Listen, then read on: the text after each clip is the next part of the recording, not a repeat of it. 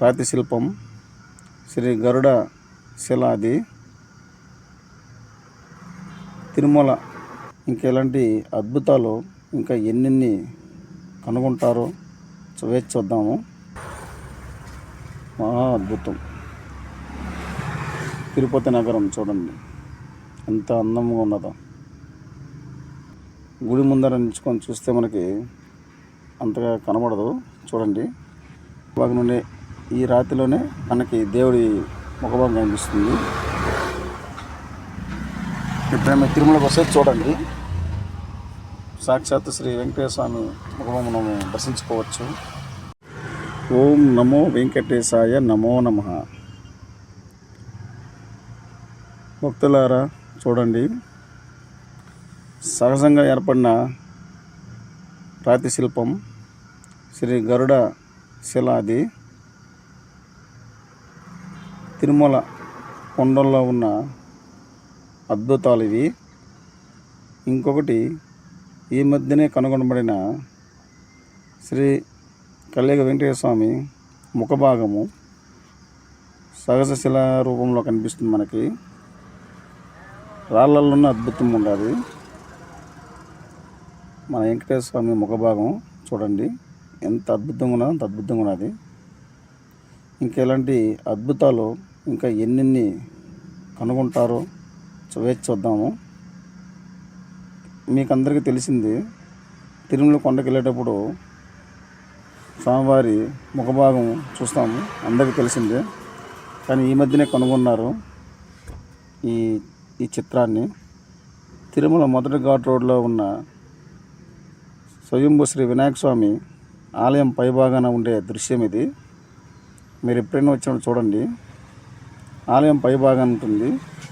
ఆలయం ముందు చూస్తే మనకు కనబడదు, కొంచెం వెనక్కి వెళ్ళి చూడాలి. ఈ రూపం మనకి కనిపిస్తుంది. అంత అద్భుతమే కదా, మహా అద్భుతం. తిరుపతి నగరం చూడండి ఎంత అందంగా ఉన్నదో. ఓం నమో వెంకటేశాయ నమో నమః.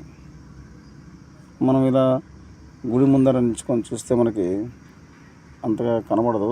చూడండి, శ్రీ వినాయక స్వామి ఆలయం ముందు చూస్తే మామూలు రాయి మాదిరే కనిపిస్తుంది.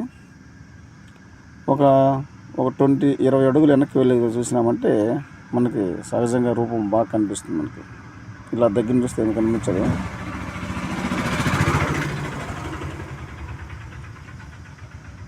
ఓం గణపతాయ నమః. ఓం మహాగణపతాయ నమః. ఇక్కడే ఈ ఆలయం పైభాగం నుండి ఈ రాతిలోనే మనకి దేవుడి ముఖభాగం కనిపిస్తుంది. ఎప్పుడైనా తిరుమలకు వస్తే చూడండి, సాక్షాత్ శ్రీ వెంకటేశ్వర స్వామి ముఖభాగం మనము దర్శించుకోవచ్చు.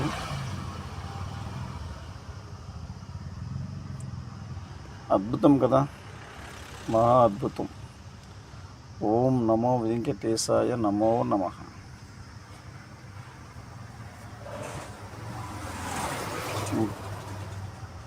దేవుడు మనకి ఇంకా ఆయన ఎన్ని రూపాలు ఉన్నాడో అన్ని రూపాలు మనకు కనబడాల్సి మనస్ఫూర్తిగా ఆ భగవంతుని వేడుకుంటున్నాను. గరుడ శిల్పం, గరుడ శిల మన తిరుమల కొండ శేషాచలం ఫారెస్ట్ ఎంత పచ్చగా చూడండి. ఈ పచ్చదనంలో స్వామివారి దర్శనము మనకి మహా అద్భుతం కదా. ఓం నమో వెంకటేశాయ నమో నమః.